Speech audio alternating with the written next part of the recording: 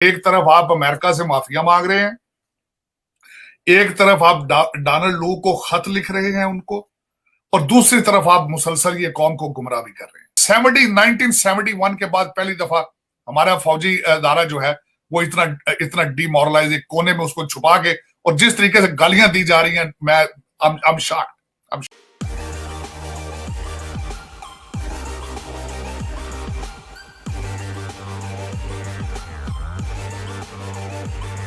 एक तरफ आप अमेरिका से माफिया मांग रहे हैं, एक तरफ आप डोनाल्ड लू को खत लिख रहे हैं उनको, और दूसरी तरफ आप मुसलसल ये कौम को गुमराह भी कर रहे हैं। मुझे इस चीज पे एतराज। पाकिस्तानी कौम को ऐसा नुकसान ना पहुंचाएं कि आपके चले जाने के बाद भी पाकिस्तान उसकी कीमत अदा करता रहे, क्योंकि यहां पे अब सेनेटर्स जो हैं अमेरिका के अंदर, उनकी आवाजें भी निकलने शुरू हो चुकी हैं कि आपने पाकिस्तान अमेरिका रिलेशनशिप को बिल्कुल कॉर्नर में आपने उसको चोक करके रख दिया। अब उसमें और दूसरा, इन जलसों के अंदर खान साहब जो मुसलसल एक बात करते हैं कि लोगों के नाम रखते हैं, हमजा शहबाज के लिए गलत अल्फाज इस्तेमाल करते हैं।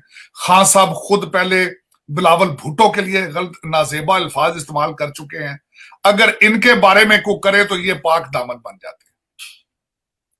मैंने आपको आलिया कई दफा कहा कि ये सियासत नहीं हो रही, इसको सियासत नहीं कहा जा सकता। सियासतदान या लीडर की खासियत, जो उसकी क्वालिटीज होती हैं, एबिलिटीज, उसमें सबसे पहला जो सबक होता है बुर्दबारी होती है। मैं एक सियासी वर्कर हूं, मेरे हिसाब से सियासत मोहब्बतों, दोस्तियों, नए रिलेशनशिप्स का नाम है। दुश्मनी अना और ये सियासत में नहीं होती। जो लोग जो शिकस्त, मैं हैरान हूं ये किस किस्म के स्पोर्ट्स पर्सन है, किस किस्म के क्रिकेट के कप्तान रह चुके हैं जो अपनी डिफीट को एक्सेप्ट ही नहीं कर रहे।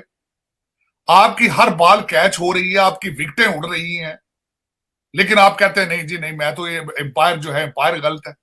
आप जाती दफा विकेटें उठा के बाहर फेंक आप भाग गए हैं असेंबली के अंदर। आपके, मैं हैरान हूं, आपके जितने इस्तीफा देने वाले एमएनए हो अभी तक अपनी तनख्वाहें कलेक्ट कर रहे हैं, वो अभी तक एमएनए हॉस्टल को इस्तेमाल कर रहे हैं, वो अभी तक मुसलसल अपनी कमेटीज की मीटिंग्स में जा रहे हैं, लेकिन आप वहां से विकेटें उठा के भाग चुके हैं, और वो भी आधी विकेटें।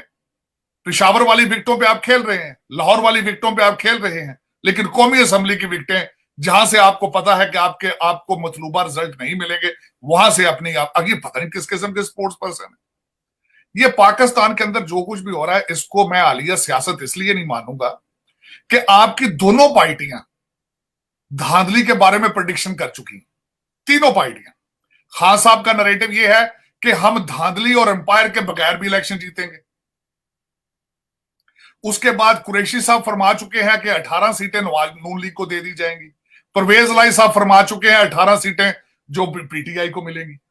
तो ये किस किस्म के इंतखाब की आप बात कर रहे हैं? 74 साल की हिस्ट्री में आपने 2 नंबर किस्म के इलेक्शन करा करा के आपने इनका सत्यानाश कर दिया है। लोग अब समझते हैं कि हमारे वोटों की कोई वैल्यू नहीं, हम वोट डालेंगे कहीं, जाएंगे कहीं। इस वक्त आप इस तरह के इलेक्शनों की तरफ जा रहे हैं, और सबसे बड़ा इस्लामी जमीयत इंसाफ ने यह नारा लगा दिया है, ये जिमनी इलेक्शन नहीं है, ये जिहाद है। तो ये इलेक्शन तो ना हुए ना, ये जिहाद कर रहे हैं आप। ठीक जी साजिद साहब, ये जो आपने बातें की सर, इसमें आप तो ये सब कह रहे हैं, लेकिन इमरान खान ने जो एक और बड़ी इंपॉर्टेंट बात की वो ये थी, उन्होंने कहा कि मैंने कब रेड लाइन क्रॉस की। मैंने तो रेड लाइन क्रॉस नहीं की, मैंने तो फौज को कभी बुरा नहीं कहा, मैं तो नहीं चाहता, इससे तो मुल्क को नुकसान होगा, तो मैं तो ऐसी कोई बात नहीं कर रहा। इससे ये पता चल रहा है कि, और दूसरा एक और बात कि कुछ जो मालम जब्बा, बीआरटी, ये सब केसेस, और एक तैयबा गुल का एक बहुत बड़ा केस कि उन्होंने वीडियोस दबाए रखे, ये केसेस आ रहे हैं, गिरफ्तारियों का खतरा है। तो क्या आप समझते हैं कि उनको गिरफ्तार होने का खतरा है? इस बिना पर वो ये कह रहे हैं कि मैंने तो कभी कोई रेड लाइन क्रॉस नहीं की, मेरी तो लड़ाई नहीं है इनसे। इस वक्त ना सिर्फ खान साहब बल्कि खान साहब के कई दूसरे जो इनके साथी हैं, वो इस वक्त बजाय ऑफेंसिव के बजाय वो डिफेंसिव हो रहे हैं।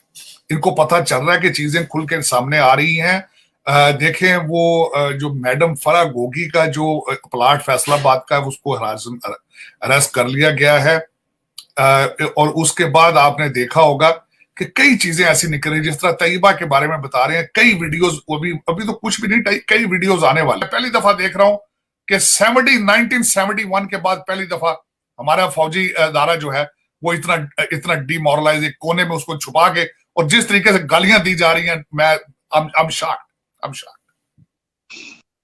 ठीक, तो साजिद साहब जरा कुछ और मामला जो है, ये तो हम देख ही रहे हैं कि किस तरह मामला जा रहे हैं, और बहरहाल आपने सही कहा कि ये तो पूरी दुनिया देख रही है, और हम शायद उन इश्यूज पे नजर हमारी नहीं पड़ी जिन इश्यूज पे उनकी नजर पड़ रही है, क्योंकि उनकी नजर पूरी दुनिया पे होती है।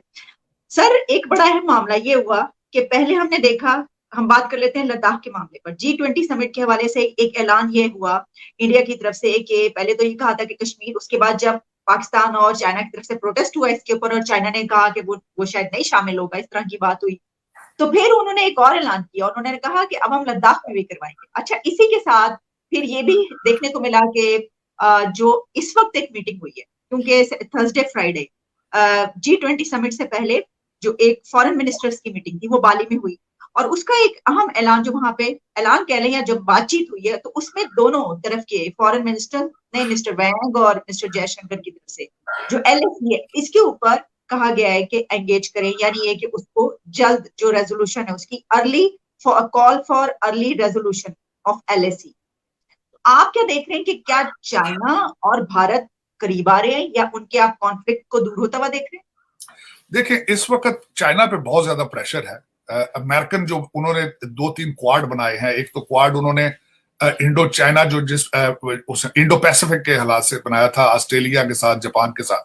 दूसरा, पिछले दिनों उन्होंने एक और क्वाड जिसमें उन्होंने I2 और U2 जिसमें किया, इजराइल और इंडिया, और उसके बाद यूनाइटेड स्टेट्स ऑफ अमेरिका, और उसके बाद यूनाइटेड अरब अमारात, वेस्टर्न एशिया। तो वो जो प्रेशर है उसका जो अमेरिका की तरफ से क्रिएट किया जा रहा है, चाइना उसकी वजह से थोड़ा सा घबराया है। चाइना, एक तो आपको पता है शंघाई जो है दोबारा लॉकडाउन में गया, और इकोनॉमिक देख रहे हैं वो इस प्रेशर को, वो, और दूसरा जो इंडिया को हर क्वाड में जो अमेरिका साथ रखता है, तो चाइना के अंदर एक ऐसे ग्रुप मौजूद हैं जो ये चाहते हैं कि चाइना के साथ रिलेशनशिप बेहतर किए जा सके। दूसरा, मैंने कई दफा आपको ये बताने की कोशिश की है कि चाइना का हर जो डिसीजन होता है उसके पीछे फाइनेंस रिलेटेड चीजें होती हैं। उसमें 2 क्वेश्चन आते हैं कि चाइना अफोर्ड कर सकता है कि भारत को एज ए कस्टमर लूज कर सके? मेरे ख्याल में नहीं। चाइना अमेरिका को लूज कर सकता है एज ए कस्टमर? नहीं। चाइनीज जो अपने अमेरिकन प्रेशर को डिफ्यूज करने के लिए भारत के साथ इस तरह के एग्रीमेंट कर सकते हैं।